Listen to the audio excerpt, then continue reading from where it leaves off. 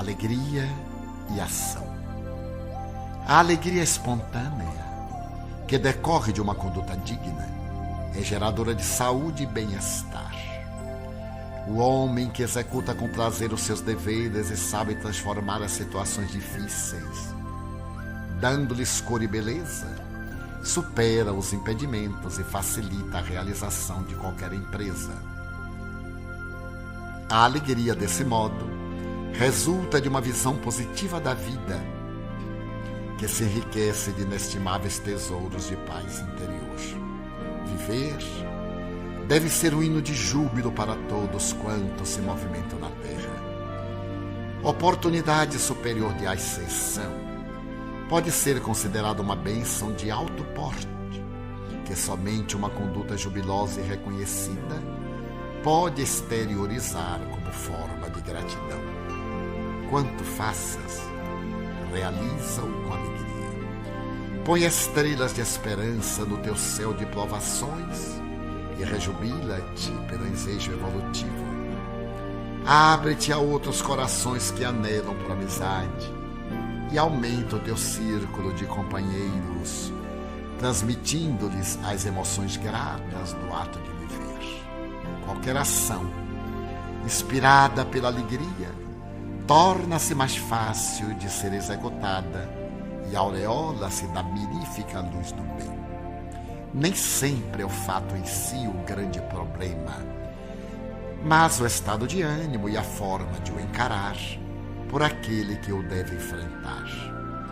Coloca o toque de alegria nas tuas realizações e elas brilharão, atraindo outras pessoas que se sentirão comprazidas em poder ajudar-te, estar contigo, participar das tuas tarefas.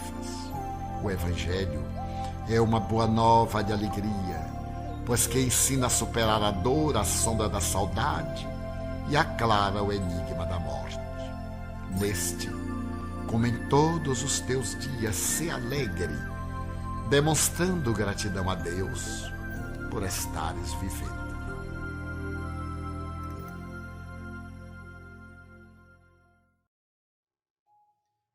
Que a paz do nosso Mestre Jesus esteja nos envolvendo em nossos lares, nos amparando para mais este tratamento espiritual. Meu nome é Fernando, eu sou trabalhador do Centro Espírita Lar Maria de Lourdes e estaremos hoje juntos estudando o tema família nos próximos 30 minutos como conteúdo do nosso tratamento espiritual. Lembrando que nós, após esta aula, teremos um momento do passe à distância com fluidificação da água.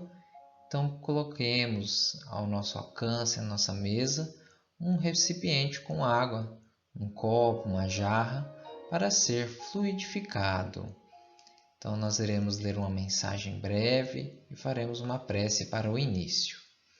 Mensagem de André Luiz, chamada Recordando o Mestre Divino. Convertamo-nos ao seu Evangelho de amor, para que a sua luz nasça na manjedoura de nossos corações pobres e humildes. E edificados no seu exemplo, abracemos a cruz de nossos preciosos testemunhos, marchando ao encontro do Senhor no iluminado país da ressurreição eterna. Então vamos fechar os olhos, agradecer a Deus, a bênção do tratamento, a oportunidade da vida. Ilumina, Senhor, o tema a ser estudado, os nossos pensamentos, as reflexões a serem feitas, fortalecendo-nos, Senhor, para o nosso dia a dia, para o nosso convívio em família, no grupo familiar em que estamos. Muito obrigado, Senhor, por tudo. Que assim seja. Então vamos dar início ao nosso tema: Família, Escola do Coração. Família, a lei natural, necessidade da vida social e da vida em família.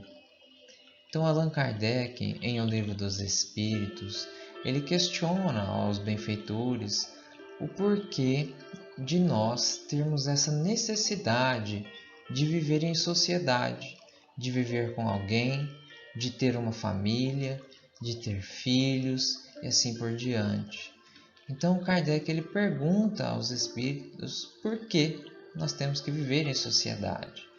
E os espíritos nos trazem que essa vida em sociedade é uma lei natural. Então ela é uma lei divina. Nós fomos criados para viver em sociedade, né? Deus fez o homem para viver em sociedade. Os laços sociais são necessários ao progresso, e os de família mais apertados tornam os primeiros. Deus fez do amor filial e do amor paterno um sentimento natural. Foi para que, por essa afeição recíproca, os membros de uma família se sentissem impelidos a ajudarem-se mutuamente, o que, aliás, com muita frequência, se esquece na vossa sociedade atual. Então, essa nossa necessidade de viver em sociedade, de viver em família, é para o nosso progresso individual, para o nosso progresso familiar e, consequentemente, o progresso do nosso planeta, da nossa sociedade como um todo, da humanidade. Então, ao termos contato ali, a criancinha, quando começa a dar os seus primeiros passos, quando começa a falar as suas primeiras palavras, ela já se depara com a sociedade ali no seu lar, né? O seu pai, a sua mãe ou quem quer que esteja cuidando da criança, ali é a primeira sociedade com a qual ela vai se deparar.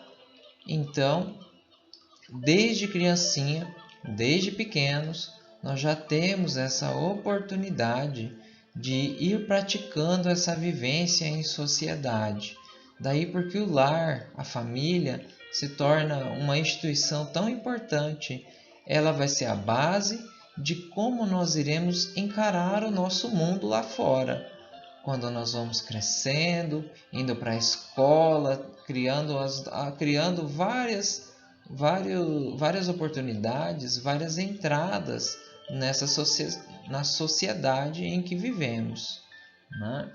E a nossa família, de acordo com o que nós cativarmos nela e também da maneira com que nós formos cativados, nós iremos expandir isso. Daí porque, novamente, a importância desta instituição que é a família, que é a nossa escola do coração, onde nós aprendemos desde o primeiro instante de existência terrena, apesar, é claro, como já sabemos, da nossa família ter sido planejada e preparada no plano espiritual antes da encarnação. A família é a abençoada escola de educação moral e espiritual, oficina santificante onde se lapidam caracteres, laboratório superior em que se caldeiam sentimentos. Então, Joana de Ângeles nos traz essa reflexão acerca da família e comparando ela, fazendo analogia com uma escola, onde nós podemos aprender, ensinar, né, tanto moralmente quanto espiritualmente. Então, também é uma oficina onde nós podemos revisar as nossas condutas, consertar os nossos erros, lapidar os nossos caracteres, ou seja, ver quais as nossas características, quais as nossas condutas que não nos levaram a um bom caminho e que agora precisam ser lapidadas, precisam ser aparadas as arestas para que consigamos seguir em frente. E a nossa família é um lugar exato, é o lugar exato para que a gente possa fazer isso. Então, um laboratório superior, onde se caldeiam sentimentos. É na nossa família que nós podemos exercitar os nossos sentimentos. Ora, a nossa família nos leva a ter sentimentos ruins, ora, a nossa família leva nós a ter sentimentos bons, sentimentos de gratidão, sentimentos de amor, sentimentos de fraternidade, de carinho, de afeto, né? Como em alguns momentos também alguns sentimentos não tão positivos assim, de acordo com o nosso dia a dia. E Kardec pergunta para os espíritos qual seria para a sociedade o resultado do relaxamento dos laços de família.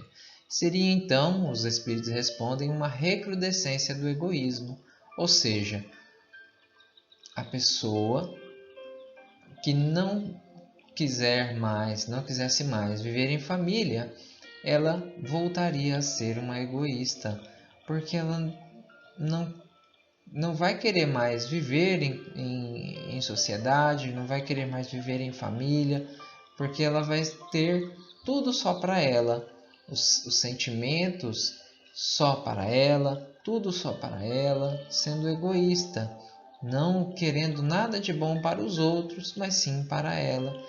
Porque na família nós sabemos, né?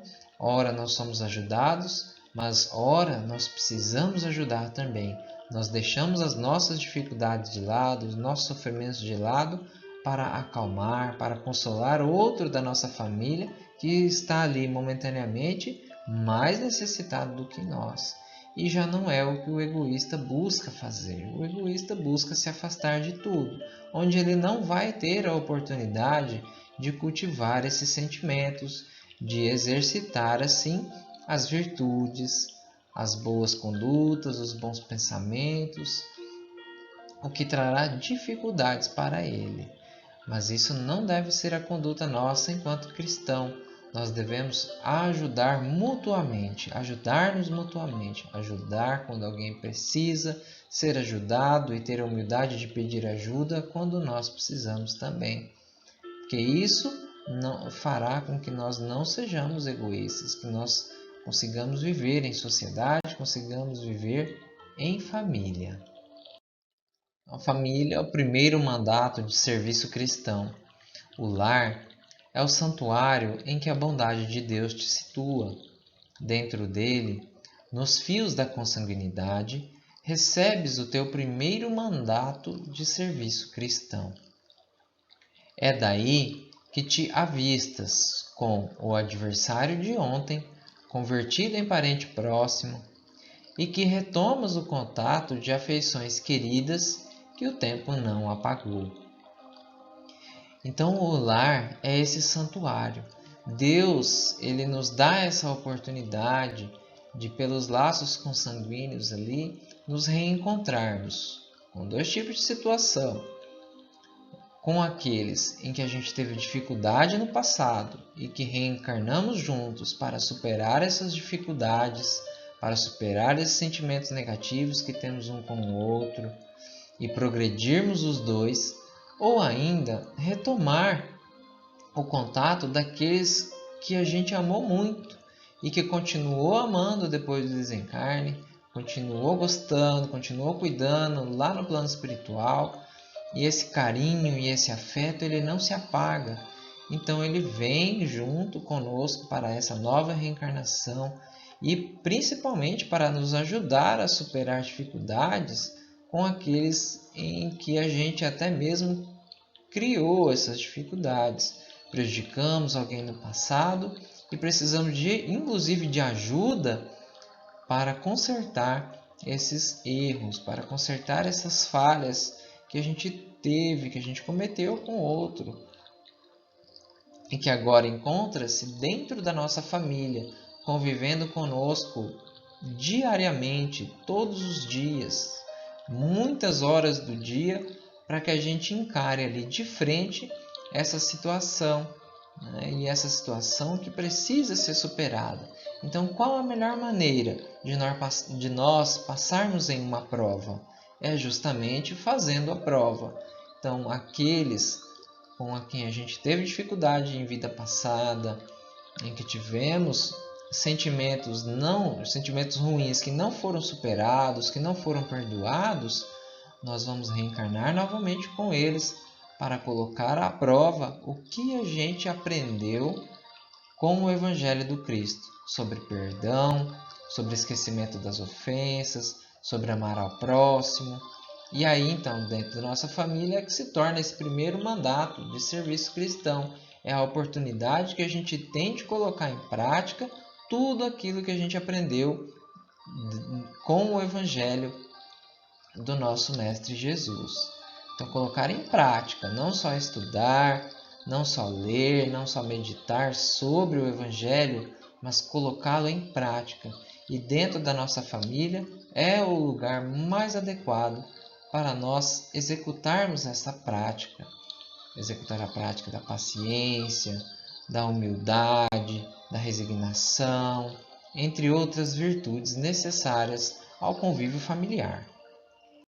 Sobre a formação da família, de todas as associações existentes na Terra, excetuando naturalmente a humanidade, nenhuma talvez mais importante em sua função educadora e regenerativa, a constituição da família. Formam famílias os espíritos que, à analogia dos gostos, a identidade do progresso moral e a afeição, induzem a reunir-se. Esses mesmos espíritos, em suas migrações terrenas, se buscam para se gruparem como o fazem no espaço, originando-se daí as famílias unidas e homogêneas. Então, ao reencarnarmos, nós programamos a nossa família, mas para que isso acontecesse, desde lá, nós tínhamos já que ter formado esta família. Porque o que nos reuniu lá no espaço, o que nos reuniu no mundo espiritual, foram as afeições, foram a identidade dos gostos, a analogia dos gostos, né? Gostarmos das mesmas coisas, enfim. E ainda, e principalmente, a identidade do progresso moral, ou seja, de acordo com o que nós já evoluímos moralmente, de acordo com o que nós progredimos moralmente, nós temos também do nosso lado pessoas que estão no mesmo patamar. Então não tem alguém dentro da nossa família extraordinariamente desenvolvido, evoluído. Nós estamos quase que todos em um mesmo nível de progresso moral. E às vezes o progresso moral dentro do nosso grupo familiar, ele ainda está muito aquém de um progresso moral de um espírito evoluído, de um espírito bom. Nós estamos reencarnados no planeta Terra, onde ainda é um mundo de provas e expiações, onde todas as nossas relações são relações em que houveram desgastes no passado e que agora nós precisamos expiar, ou seja, nós precisamos reparar, consertar essas nossas relações. Então, a família com quem nós estamos hoje são as pessoas com quem nós tivemos compromissos no passado e que deixamos de cumpri-los e que agora encarnamos novamente juntos para realmente pôr em prática aquilo que planejamos no plano espiritual, buscando o progresso moral, buscando a evolução espiritual de todo mundo, de todos nós, nosso, ou da nossa mãe, do nosso pai, do nosso filho, do nosso neto, todos aqueles que fazem parte da nossa família estão sob a responsabilidade de todos da família. Não é um só que tem essa responsabilidade, porque afinal de contas foi uma reunião. Quando nós formamos essa família, foi um compromisso de todos. Então, nós devemos seguir em frente com todos juntos. Permite Deus que espíritos menos adiantados encarnem entre eles a fim de receberem conselhos e bons exemplos a bem de seu progresso. Esses espíritos se tornam por vezes causa de perturbação no meio daqueles outros, o que constitui para estes a prova e a tarefa a desempenhar. Então, nesse nosso grupo familiar, nós sempre vamos ter ali aqueles que estão menos adiantados, onde se a nossa família já conseguiu um progresso moral considerável, já está fortalecida no Evangelho, já está ali um grupo homogêneo, é sinal de que essa família está pronta para ajudar alguém a mais, né? Não só os deles, mas ajudar outro. Daí porque às vezes em uma família em que a gente fala assim, nossa, mas aquela família toda ali é religiosa e só um que é a ovelha negra, não quer saber de nada. E geralmente é assim, porque esse grupo homogêneo, esse grupo que está preparado, vem com essa nova prova, com essa nova missão de ajudar aquele espírito ali a, nesse exemplo, se religar a Deus, a dar importância para a religiosidade e assim por diante. O Instituto da Família é organizado no plano espiritual antes de projetar-se na Terra? Então, Emmanuel, no livro O Consolador, responde que sim, né? O colégio familiar tem suas origens sagradas na esfera espiritual. Em seus laços, reúnem-se todos aqueles que se comprometeram no além a desenvolver na Terra uma tarefa construtiva de fraternidade real e definitiva. Então, nós planejamos antes de encarnar a nossa família, nós organizamos tudo e viemos aqui na Terra colocar em prova, desenvolver aquilo que a gente projetou, né? Verificar as nossas firmezas de resoluções, verificar a nossa fé nas nossas escolhas e colocar esta fraternidade real, né? Construir essa fraternidade real e definitiva entre o nosso grupo familiar, entre os nossos amigos, entre a nossa sociedade. Tipos de famílias. Duas espécies de famílias, então, existem, de acordo com o que Kardec traz para nós no Evangelho segundo o Espiritismo. As famílias pelos laços espirituais e as famílias pelos laços corporais. Então, duráveis. As primeiras se fortalecem pela purificação e se perpetuam no mundo dos espíritos, através das várias migrações da alma. As segundas, frágeis como a matéria, se extinguem com o tempo e muitas vezes se dissolvem moralmente já na existência atual. Então, é aquelas famílias em que não há identificação, não há identidade em nada dos gostos. Aquele ser ou quem reencarnou com aquele grupo familiar não se adaptou àquela família por alguma dificuldade dele, por alguma dificuldade da família, e aquele laço ali como que se afrouxa, como que rompe-se ali mesmo, né? Não perpetuando em outras existências, apesar de que pode haver futuramente a necessidade de encarnar de novo no grupo familiar para reaprender, para ensinar também, né? Mas a família pelos laços espirituais são as duráveis. Essas vêm se perpetuando no decorrer das existências e continuarão a se perpetuar na continuação da existência.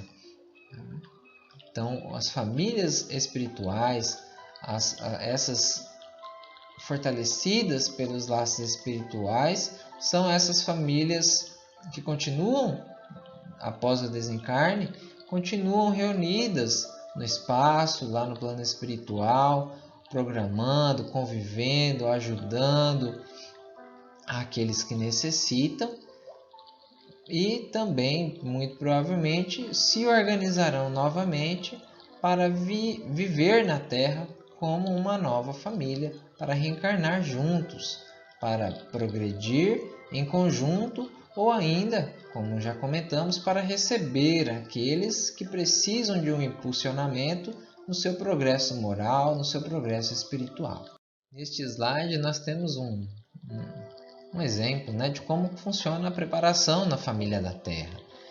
Então, aquele espírito, aquele ser, né, se apaixona por alguém, eles casam e vão para a nova vida, para a nova fase da vida familiar, né? Se conheceram, têm os mesmos gostos, enfim, gostam das mesmas coisas e resolvem então viver conjuntamente, né? Resolvem ter um convívio familiar ali, forma-se o casal, se casam e começam as fases da vida.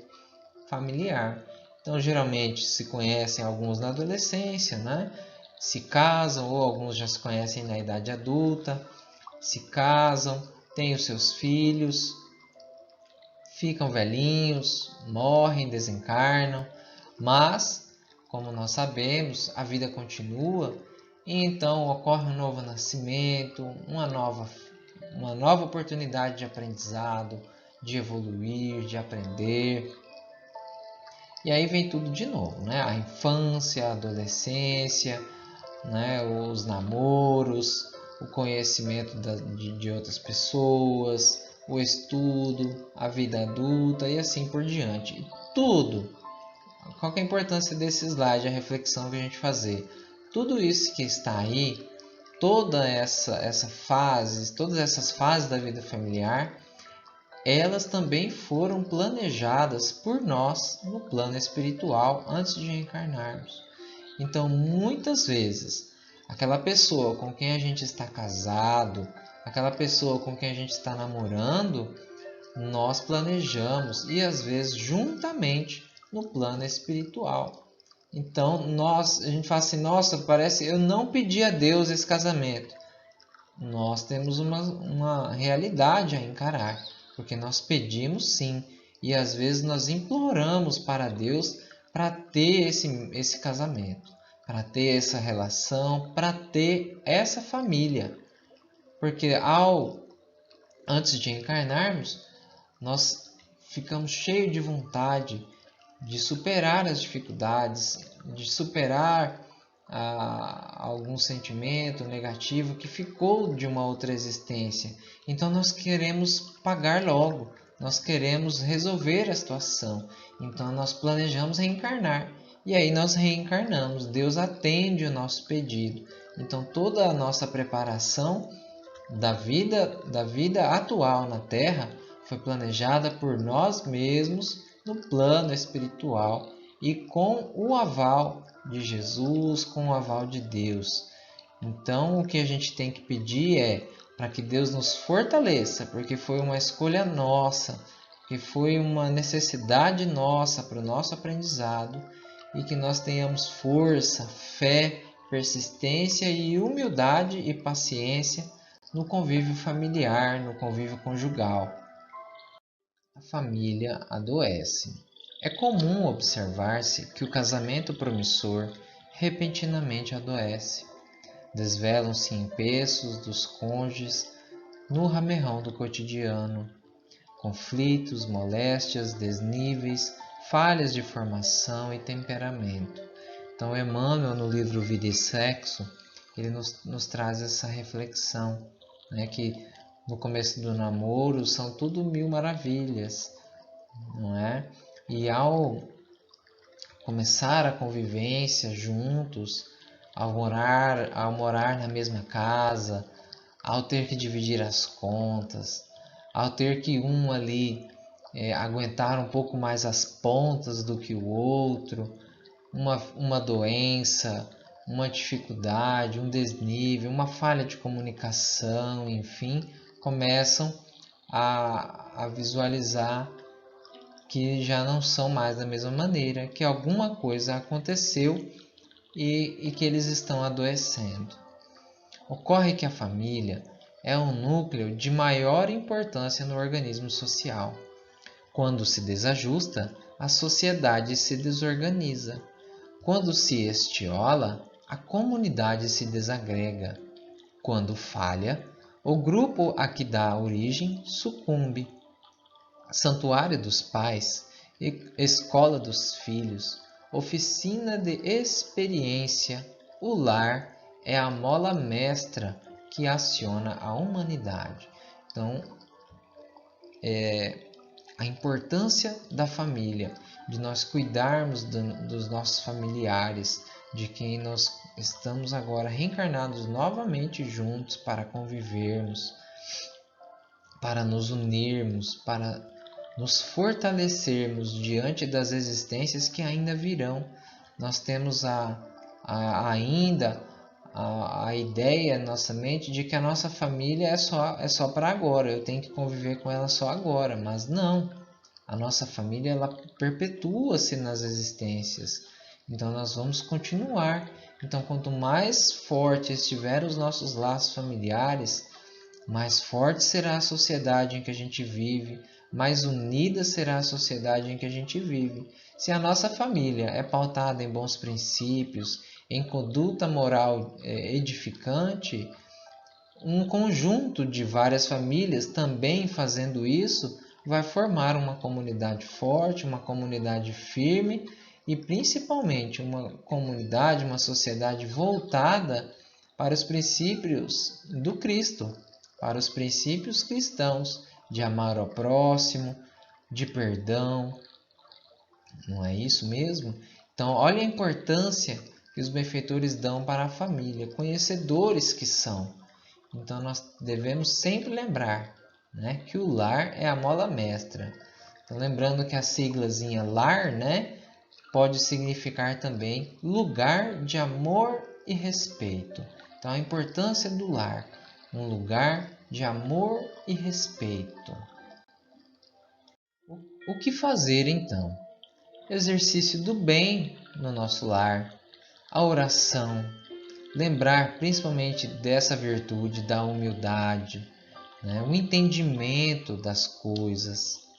Exercitemos desse modo o amor e o serviço, a humildade e o devotamento no tempo familiar, à frente de nossos amigos ou adversários do pretérito, transformados hoje em nossos parentes ou em nossos filhos, e estaremos alcançando nos problemas da eternidade a mais alta e a mais sublime equação, que é o amor, né?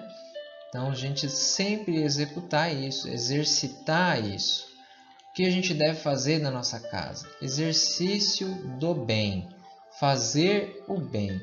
Tudo o que a gente gostaria que fosse feito conosco, nós devemos primeiro fazer para outra pessoa.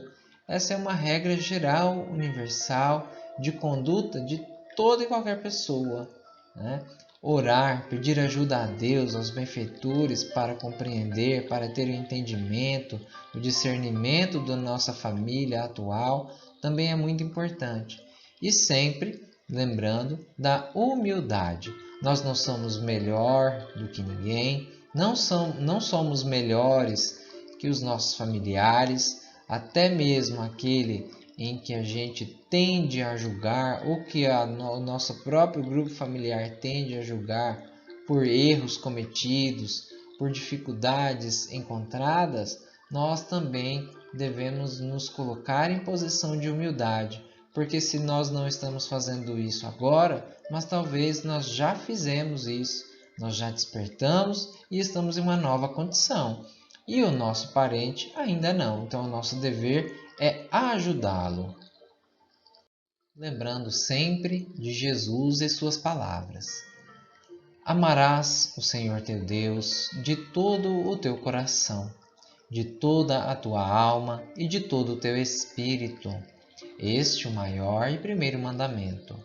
E aqui tendes o segundo, semelhante a esse. Amarás o teu próximo como a ti mesmo. Toda a lei e os profetas se acham contidos nesses dois mandamentos. Isso Jesus, né, no Evangelho de Mateus, registrado por Mateus. Então fica essa reflexão para nós. Amar o próximo como a ti mesmo. Fazer ao outro tudo aquilo que a gente gostaria que fosse feito para nós. Essa é uma conduta universal de comportamento, de conduta. Se nós tratarmos o outro como a gente gosta de ser tratado, se nós fazermos ao outro o que a gente gosta que nos fosse feito, é uma maneira excelente da gente se conduzir. E ao fazer isso com o nosso próximo, e que no caso do nosso estudo, o mais próximo nosso ali é a nossa família, fazendo isso, nós vamos estar galgando os níveis superiores da vida, né? Entrando em condição futura de sermos aqueles que estenderão as mãos aos náufragos que se afogam. lembrando que nós já tivemos as mãos estendidas para nós e que agora nós devemos também estender as mãos para os outros. Então, aqueles que já conhecem o Evangelho do Cristo, já conhecem o Evangelho do nosso Mestre, têm essa função a mais, né? De dedicar um pouco mais, de compreender um pouco mais, porque você pode um pouco mais, porque você está com um código de moral mais perfeito que existe e que foi exemplificado pelo próprio Criador deste método, né? Que é o nosso Senhor Jesus. Então agora, meus irmãos, nos preparemos para o passe à distância, com o momento de fluidificação da água, onde os benfeitores depositarão nela o remédio necessário ao nosso tratamento espiritual. Então nós vamos fazer uma prece de encerramento para podermos então prosseguir para o passe. Fechando os olhos e agradecendo a Deus a bênção da vida, de mais uma encarnação, da nossa família, do nosso grupo familiar. Ilumina e ampara, Senhor, os nossos sentimentos, os nossos pensamentos para com aqueles em que convivemos agora. Ampara-nos, Senhor, dando-nos a força necessária, nos lembrando sempre da fé, da esperança e da caridade. Muito obrigado, Senhor, por mais este dia de tratamento espiritual. Graças a Deus e que assim seja. Nos preparemos para o momento do passe e fluidificação das águas. Coloque um recipiente com água limpa para ser fluidificada. Irmãos, não importa aonde você está, quais as dificuldades que está enfrentando, Jesus está sempre pronto para vir em nosso socorro. Coloque-se de maneira confortável, que lhe facilite a concentração e a receptividade. Respire lenta e tranquilamente. Inspire, expire. Inspire, expire. Encha seus pulmões de ar e solte bem devagar. Deixe que energias de tranquilidade e paz penetrem seus pulmões, circulem por todo o corpo.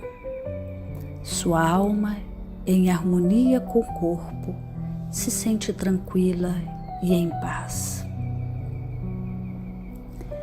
Mentalizemos a passagem de Jesus. Dia claro, os raios dourados do sol iluminam a paisagem alegre de Cafarnaum. Casario branco, trepadeiras multicoloridas e pássaros saltitantes enchem a paisagem de otimismo. A notícia das curas atraía a multidão dos necessitados. Subitamente Jesus aparece, esguio e belo. A túnica desce-lhe até os pés. Ao pôr do sol, todos os que tinham doentes atingidos de males diversos traziam-nos, e ele, impondo as mãos sobre cada um, curava-os. Assim narra o evangelista Lucas. Mentalize Jesus se aproximando de você. Ele impõe as mãos amigas sobre a sua cabeça. Perceba que de suas generosas mãos caem uma cachoeira de águas claras e puras, vindas do seu amor a te banhar. Derramam-se em sua cabeça, descem pelos ombros, banham todo o seu ser, te trazendo paz, serenidade equilíbrio. Limpam todas as impurezas e te pacificam. Sinta estas águas te banhando, limpando. Respire. Mentalize agora Jesus como sol diante de você. Sua luz, seu calor te envolvem. Sinta as energias curadoras que emanam do Cristo em sua direção. Ele ouve as suas preces. Confie nele. Seu amor é infinito e te acompanha e protege, oferecendo de tudo o que necessitas. Confie. Absorva as energias curadoras de Jesus. Sua luz te envolve. Sinta essas energias percorrendo todo o seu corpo. Sinta-se fortalecido e em paz. Senhor Jesus, divino amigo, estende as tuas mãos generosas, Senhor, e transforma estas águas em remédio para os nossos males físicos e espirituais. Guarda-nos, Jesus, em sua paz. Estende as vibrações de amor em benefício do meu lar, Senhor. Que aqui possa reinar a paz, a saúde, a tranquilidade. Nós lhe rendemos graças, Jesus. Fica conosco hoje e sempre. Graças a Deus. Faça uso da água fluidificada.